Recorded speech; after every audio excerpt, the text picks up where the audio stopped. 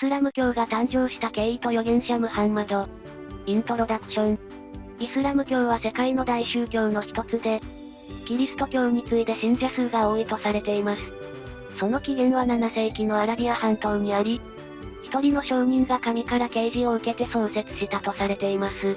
しかし、その具体的な経緯や、その商人でありイスラム教の創始者である、預言者ムハンマドの人物像については、一般的にはあまり知られていません。今回は、ズンダモンと四国メタンの対話形式で、イスラム教とムハンマドについて深掘りしていきます。イスラム教の誕生。イスラム教ってどうやって誕生したのだ？イスラム教は7世紀のアラビア半島で生まれた宗教よ。その当時のアラビア半島はいろいろな宗教が混在していて、一神教のユダヤ教やキリスト教、多神教のアラブの宗教とかが存在していたの。それぞれの宗教はそれぞれの神々を信仰して、それぞれの教えを守っていたの。でも、その中でも一人の商人、ムハンマドが、神から啓示を受けて新たな宗教を立ち上げることになるのよ。預言者ムハンマド。ムハンマドってどんな人だったのだ？ムハンマドは、イスラム教の創始者で最後の預言者とされているの。彼はもともとアラビア半島のメッカで商人として生活していたけど、40歳の時に神から啓示を受けて、その教えを人々に伝える使命を帯びたの。彼の教えは、一神教であること、慈悲深さ、正義、平等とかが基本的な価値観になっているの。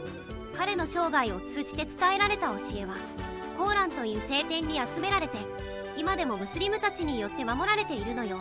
イスラム教の教義。イスラム教の教えって何なのだ？イスラム教の中心的な教義は、5行、信仰告白、礼拝、断食、記者、巡礼よ。これらは全てのムスリムが守るべき義務なの。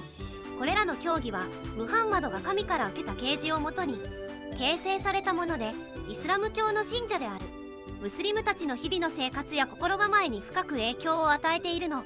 具体的には、信仰告白はアッターフの他に神はなく、ムハンマドはアッターフの使徒であるという言葉を唱えること。礼拝は1日5回の祈りを行うこと。断食はラマダーン月、イスラム暦の9月日の出から日没まで飲食を断つこと。記者は自己の所得の一部を貧しい人々に寄付すること。巡礼は一生に一度はメッカへの巡礼を行うことを指しているのよ。まとめ。イスラム教は7世紀のアラビア半島で誕生し、その中心には預言者ムハンマドが立っていました。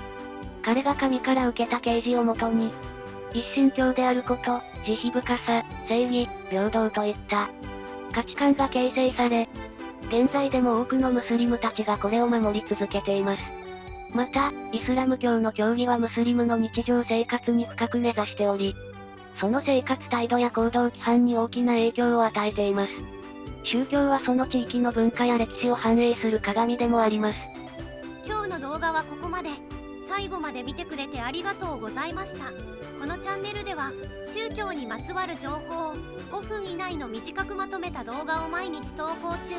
世界の宗教に興味があるなら、チャンネル登録や他の動画も見てみてね。